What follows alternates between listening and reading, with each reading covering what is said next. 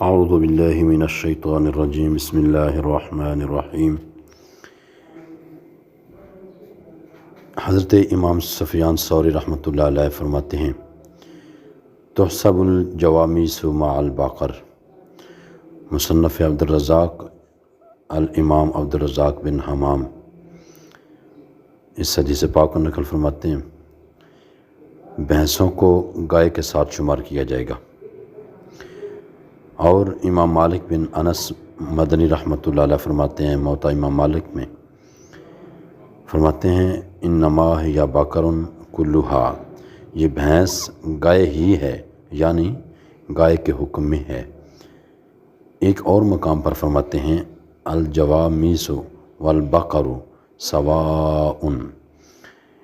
کتاب الموال ابی عبید قاسم بن سلام فرماتے ہیں گائے اور بھینس برابر ہیں، یعنی ایک قسم کی ہیں۔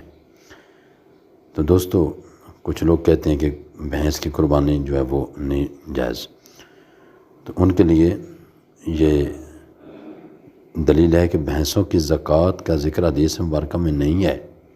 فقہا نے جس طرح گائے پر قیاس کرتے ہوئے بھینس میں بھی زکوٰۃ کا حکم لگایا ہے، دونوں کا نصاب ایک قرار دیا گیا ہے، اسی طرح قربانی کے مسئلے میں بھی گائے کو بھینس پر قیاس فرماتے ہوئے قربانی کا حکم لگایا ہے۔